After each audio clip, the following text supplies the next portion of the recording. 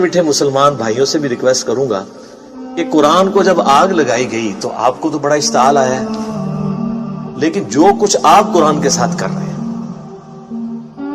یہ کتاب زندگی تھی، کتاب ہدایت تھی، انہوں نے آگ لگائی ہے، آپ نے آگ لگائے بغیر اس کتاب کے اوپر پابندی لگا دی ہے، اسے جزدان میں لپیٹ کے سب سے اونچی جگہ پہ رکھا ہوا ہے جہاں سے کوئی غلطی سے بھی نہ اٹھا لے، اپنی بچیوں کی رخصتی کے لیے بچوں کو نیچے سے گزارنے اور پیپر دینے کے لیے بچوں کو جانے کا یہ ذریعہ بنایا ہوا ہے۔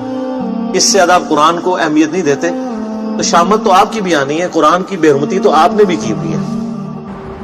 وہ لوگ جو پوری زندگی قرآن کھول کے نہیں پڑھتے ترجمے کے ساتھ کہ اللہ نے ہم سے کیا ڈیمانڈ کی ہے، وہ لوگ مر جاتے ہیں تو ان کی میت پہ بیٹھ کے لوگ قرآن پڑھ رہے ہوتے ہیں ان کو ثواب پہنچانے کے لیے۔ تو کیا ثواب پہنچنا ہے ان کو خود ہی سمجھ لیں، جس نے خود اپنی زندگی میں اللہ کو سیریس نہیں لیا۔ سورۃ الفرقان کی آیت نمبر 30 ہے، 30 قرآن حکیم میں سخت ترین آیات میں سے ہے، پارہ نمبر 19 کے پہلے پیج پہ۔ وقال الرسول یا ربی ان قوم اتخذوا هذا القرآن مہجورا۔ نبی صلی اللہ علیہ وآلہ وسلم شکایت کریں گے کہ اے اللہ، میری امت نے قرآن کو پیٹ کے پیچھے ڈال دیا تھا۔ ہمیں تو بتایا گیا نبی علیہ السلام شفاعت کریں گے، انشاءاللہ ضرور کریں گے، لیکن شکایت بھی تو لگائیں گے، اور جب شکایت لگے گی پھر شفاعت کی انٹینسٹی کیا رہ جائے گی، اس کو بھی سوچنے کی ضرورت ہے۔ نبی علیہ السلام پوری زندگی قرآن قرآن قرآن قرآن۔ سورہ ال عمران کی آیت نمبر 103 ہے، وَاعْتَصِمُوا بِحَبْلِ اللَّهِ جَمِيعًا وَلَا تَفَرَّقُوا۔ اللہ کی رسی یعنی قرآن، وہ غدیر خم کی حدیث ہے صحیح مسلم میں، انٹرنیشنل نمبر کے مطابق 6225 سے 6228 تک۔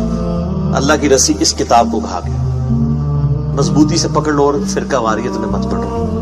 مطلب یہ ہے کہ بائنڈنگ فورس امت کے لیے، فرقہ واریت سے نجات کے لیے قرآن ہے۔ تبھی کہا گیا نا کہ اللہ کی رسی کو پکڑو، بائنڈنگ فورس ہوگی تو پھر آپ علیحدہ نہیں ہوں گے نا۔ اور اس کو وائس ورسا بھی کر لے کہ جو اللہ کی کتاب کو چھوڑے گا وہ لازمی فرقہ واریت میں پڑ جائے گا، اینڈ وائس ورسا۔ فرقہ واریت کو ختم کرنے کے لیے کتاب اللہ کو پکڑنا ہے، اور اگر چھوڑیں گے تو فرقہ واریت آٹومیٹکلی ہو جائے گی۔ اسی طریقے سے صحیح مسلم میں 2005 نمبر حدیث ہے، اللہ کے محبوب صلی اللہ علیہ وآلہ وسلم جب بھی کوئی تقریر، کوئی خطبہ دیتے، چاہے جمعے کا ہوتا، عیدین کا ہوتا، آپ علیہ السلام ہر خطبے کا آغاز اس سے کرتے، حمد و صلات کے بعد، فَإِنَّ خَيْرَ الْحَدِيثِ كِتَابُ اللَّهِ۔ آگاہ ہو جاؤ کہ بہترین کلام، بے شک سب سے بہترین کلام اللہ کی کتاب ہے، وَخَيْرُ الْهَدِي هَدِيُّ مُحَمَّدٍ صلی اللہ علیہ وسلم، اور ہدایت یافتہ راستہ محمد صلی اللہ علیہ وآلہ وسلم کا ہے، وَشَرُّ الْأُمُورِ مُحْدَثَاتُهَا، اور بدترین کام وہ ہیں جو دین میں خود سے داخل کر دیے جائیں، وَكُلَّ مُحْدَثَةٍ بِدْعَةٍ، اور تمام نئے کام بدعتیں ہیں، وَكُلَّ بِدْعَةٍ ضَلَالَةٍ، اور تمام بدعتیں گمراہیاں ہیں، وَكُلَّ ضَلَالَةٍ فِي النَّارِ، اور تمام گمراہیاں دوزخ میں لے جانے والی ہیں۔ یہ صحیح مسلم میں بھی، سنن نسائی میں بھی، ابو داؤد ترمذی ابن ماجہ میں بھی سکیٹرڈ فارم میں یہ سارے خطبے موجود ہیں۔ تو نبی علیہ السلام پوری زندگی جس کتاب کو ایمفسائز کرتے رہے، اس کتاب کو آگ لگانے پر کافر پر تو غصہ ہے جو آپ نے انٹلیکچوئل آگ اس کتاب کو لگا رکھی ہے، فزیکل آگ نہیں لگائی ہوئی، لیکن اینڈ ریزلٹ یہ ہے کہ انہوں نے بھی کتاب اللہ کی توہین کی، آپ نے توہین اس حوالے سے کر دی کہ قرآن کے اوپر عمل ہی نہیں کیا، قرآن کو جزدان میں لپیٹ کے رکھ دیا، اس کا ترجمہ ہی نہیں پڑھا۔ یار کوئی گورا بھی آپ کو خط لکھے نا تو آپ 4 دوستوں کے پاس جائیں گے اس کا ترجمہ کروانے کے لیے، اور جو اللہ نے آپ کی کتاب زندگی آپ کی طرف بھیجی، آپ کے پاس یہ ٹائم بھی نہیں کہ اس کے ترجمے ہوئے میں۔ اگر آپ بریلوی ہیں، احمد بریلوی صاحب کا ترجمہ پڑھ لیں، اگر دیوبندی ہیں، اشرف تھانوی صاحب کا پڑھ لیں، اگر اہل حدیث ہیں تو جونا گڑھی صاحب کا پڑھ لیں، اگر آپ اہل تشیع ہیں تو سید فرمان علی شاہ صاحب کا پڑھ لیں، اگر آپ بالکل سادہ مسلمان ہیں، کسی کا نہیں پڑھنا چاہتے، نیوٹرل بندوں کا، تو آپ مولانا مودودی کا پڑھ لیں، اور اسی طریقے سے فتح محمد جلندری کا پڑھ لیں، وہ پڑھو صحیح، روند نہ مارو۔ تو قرآن کو انہوں نے آگ لگائی بھی ہے، اور آپ نے آگ لگائے بغیر قرآن بین کیا ہوا ہے، اور اس سے بڑھ کر یہ کہ انڈیا، پاکستان، بنگلہ دیش کا مولوی کہتا ہے قرآن ڈائریکٹ نہ پڑھنا، گمراہ ہو جاؤ گے۔ یہ جو یہودی نما مولوی آپ کے ممبر پہ چڑھا ہوا ہے، اگر آپ کو کوئی یہودی عیسائی آ کے کہ قرآن نہیں ڈائریکٹ پڑھنا، آپ گمراہ ہو جاؤ گے، آپ کہیں گے اللہ کا دشمن ہے۔ اور اگر مولوی کہتا ہے تو آپ کہتے ہیں سبحان اللہ، بالکل صحیح کہہ رہے ہیں مفتی صاحب۔ تو اس کی پھکی میرے پاس ہے، ان سے کہ ہم ڈائریکٹ قرآن پڑھتے بھی نہیں ہیں، ہم تو احمد بریلوی صاحب سے پڑھ رہے ہیں، کیونکہ ترجمہ انہوں نے کیا ہوا ہے. آپ بتائیں آپ کو قرآن زیادہ آتا ہے یا آپ بریلوی صاحب کو؟ تو کون سا بریلویوں کا مفتی ہے جو کہے گا مجھے زیادہ آتا ہے؟ تو انہوں نے اردو میں کیا، اور اردو میری مدر ٹنگ ہے. جس طرح صحابہ کرام کی مدر ٹنگ تھی عربی، ان کو کسی سے ترجمہ نہیں کرانا پڑتا تھا. زیادہ تر صحابہ بالکل امی تھے، ان پڑھ تھے، لیکن ان کی زبان تھی، ان کو سمجھ آتی تھی. اب اردو تو ہماری اپنی زبان ہے نا، اردو سیکھنے کے لیے تو ہمیں کسی مولوی کے پاس جانے کی ضرورت نہیں ہے. اور اگر مولوی کے پاس جانا ہے تو سب سے بڑے مولوی نے ترجمہ کر دیا ہے، احمد بریلوی صاحب. جو بندی سے پوچھیں کہ آپ کو زیادہ علم ہے یا اشرف تھانوی صاحب کو، کہا تھانوی صاحب کو.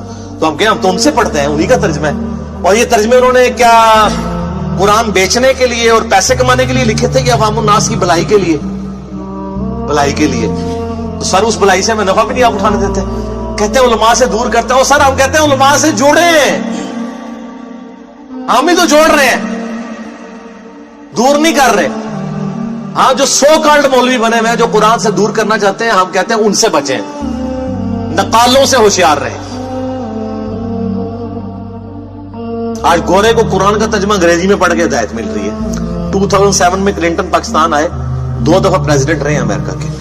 میں نے خود جیو کے اوپر ان کی یہ ویڈیو دیکھی ہوئی ہے، یوٹیوب پہ بھی آپ کو امید ہے مل جائے گی. اسلام از دا فاسٹسٹ گروئنگ ریلیجن ان امریکہ. کیوں؟ وہاں کس حافظہ اللہ، کس رحمہ اللہ، کس آیات اللہ، کس دامت برکاتم عالیہ، کس مدہ ذلہ کی دعوت پہنچی ہوئی ہے. قرآن کا ترجمہ جب 2001 میں ٹوئنز ٹاور کے اٹیک کے بعد اسلام کو ملائن کیا گیا، لوگوں نے اسلام کو سٹڈی کرنا شروع کیا، اسلام کی طرف مائل ہو گئے. اور بخاری مسلم میں حدیث ہے، نبی صلی اللہ علیہ وآلہ وسلم نے فرمایا اللہ تعالیٰ نے ہر نبی کو کوئی نہ کوئی معجزہ دیا تھا، اور مجھے اللہ نے وحی کا معجزہ دیا ہے. نبیوں پر ایمان لانے والے لوگوں کی تعداد ڈیپینڈ کرتی تھی اس نبی کو دیے گئے معجزے پر. مجھے اللہ نے وحی کا معجزہ دیا ہے. میں اللہ سے امید کرتا ہوں سب سے زیادہ متبعین قیامت والے دن جنت میں جانے والے میرے ہوں گے، کیونکہ میرا معجزہ سب سے بڑا ہے. اور بخاری مسلم میں حدیث ہے، آپ علیہ السلام فرمایا جنتیوں کا نصف امت محمدیہ سے صلی اللہ علیہ وسلم. جامعہ ترمذی اور سنن ابن ماجہ میں حدیث ہے، نبی صلی اللہ علیہ وآلہ وسلم نے فرمایا جنتیوں کی 120 میں سے 80 صفحے میری امت سے، قرآن کی وجہ سے. یہ معجزہ